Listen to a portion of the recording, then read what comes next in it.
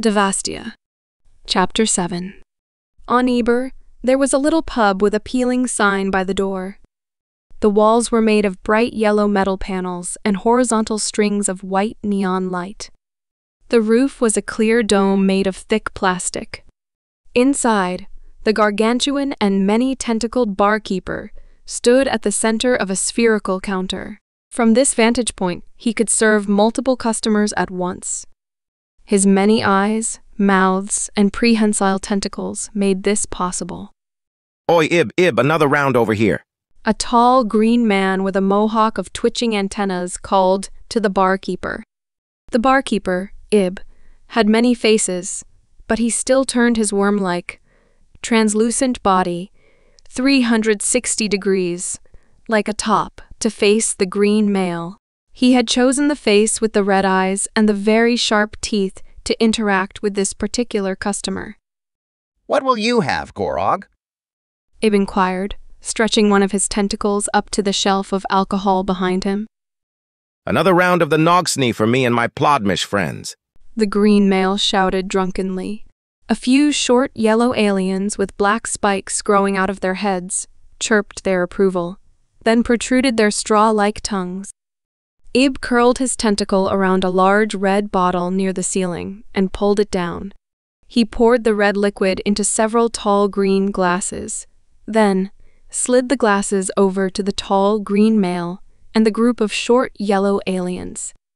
The door to the pub swung open, the winds of a powerful storm whirled outside, and a green Tritarian female with long violet locks stumbled in.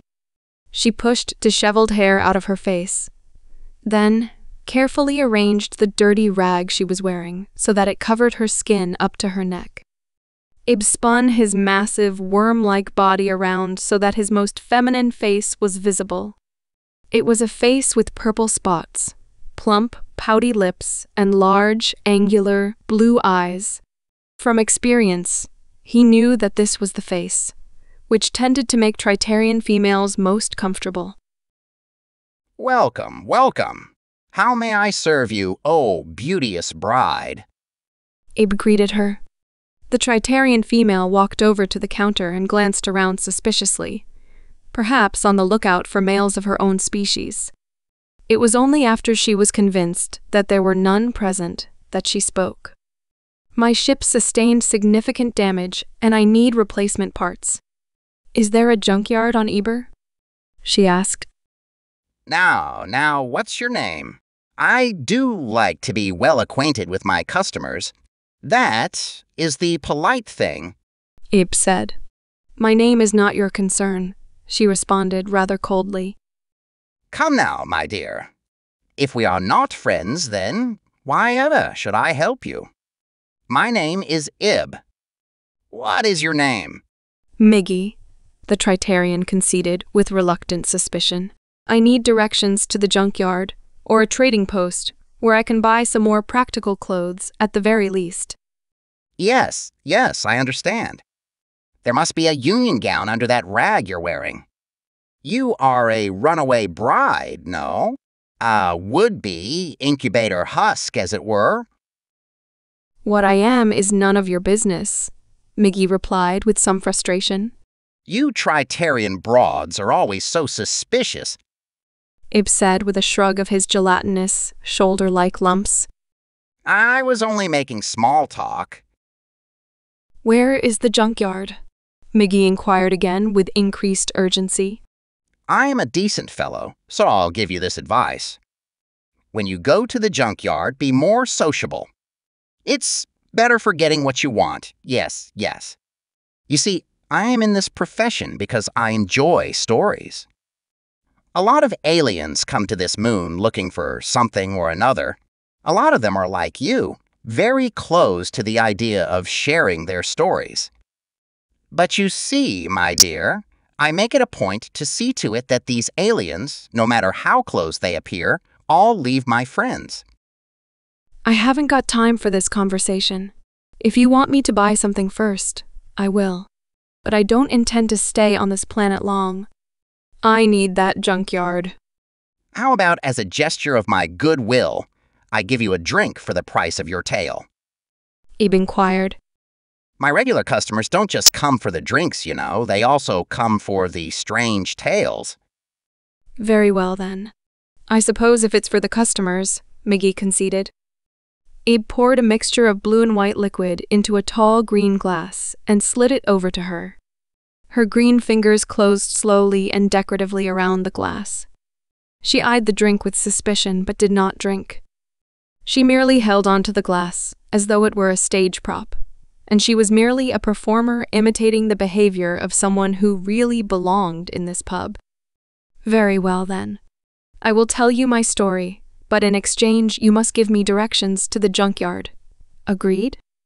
Miggie said, looking at the barkeeper's strange and squishy, gelatinous head with suspicion. The eyes of the face that was looking at her never quite blinked at the same time, and she strongly suspected that they were not really eyes at all, but merely a pair of decorative eye spots on a brainless false face intended to deceive predators. Yes, of course I will. Eeber agreed. Miggie sighed and recounted her tale briefly. An assortment of different aliens gathered to listen as she spoke.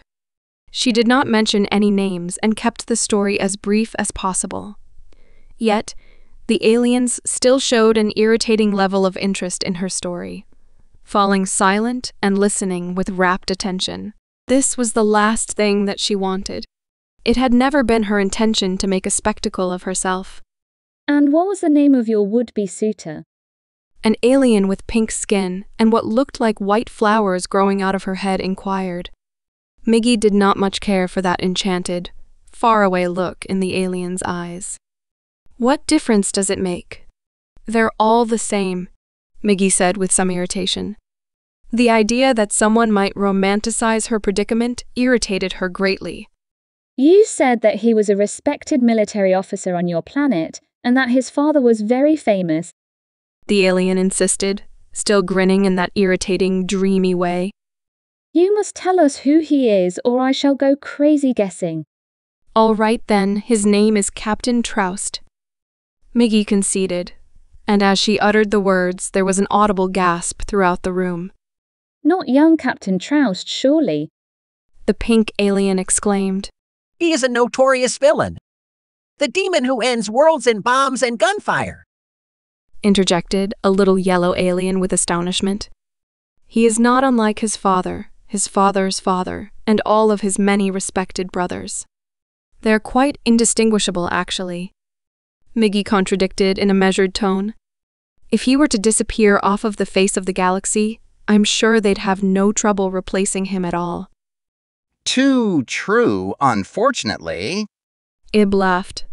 There will be no shortage of power-hungry Triterians to genocide alien races into extinction, I'm afraid. Still, you must be quite the catch if he is hunting you. The pink alien exclaimed drunkenly, leaning in too close for Miggie's comfort. Miggie backed away, holding her full glass tightly. This is not about me. It's never been about me, explained Miggie with a sigh. It's about him. If word gets out that Troust had his eye on a female and she managed to escape from him, he'll be shamed as an imbecile and a buffoon.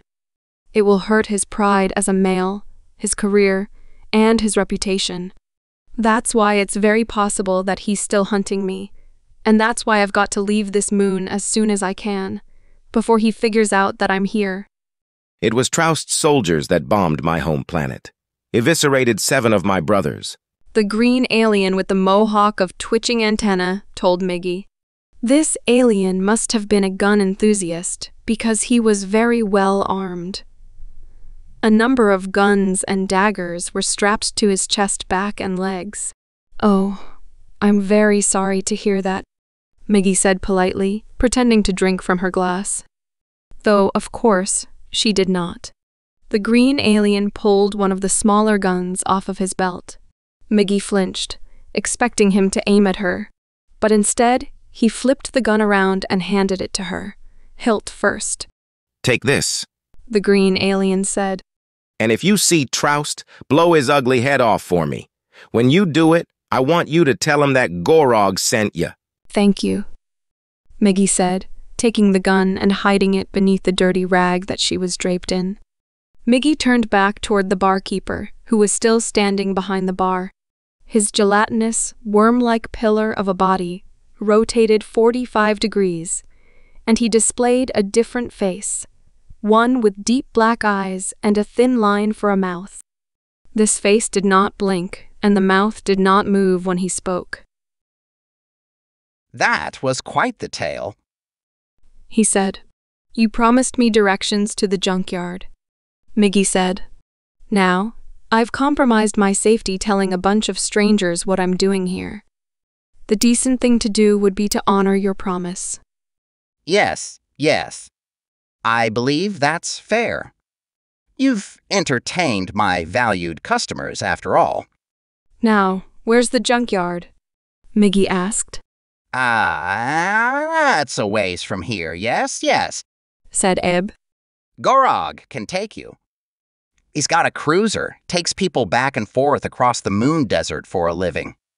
"I cannot risk the danger of traveling with a male," Miggie said very seriously. Don't be such a worried surdy. Gorog's good people.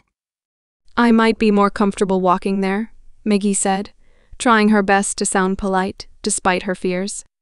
The thought of traveling with a male of any species frightened her tremendously. I wouldn't do that if I were you, said Gorog.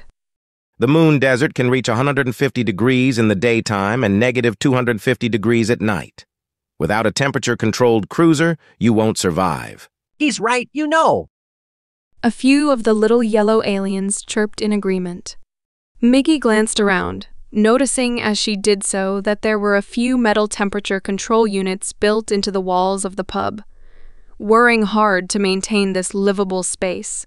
Seeing that she had no better option, Miggie nodded politely and accepted that she would have to take this risk if she hoped to reach the junkyard and purchase the parts that she would need to repair her ship. "Very well, Mr. Gorog," Miggie said, and she pulled a jewel-studded bride's trinket from her arm. Then, she handed it to the green man as a means of payment. "I would like you to take me to the junkyard if you don't mind."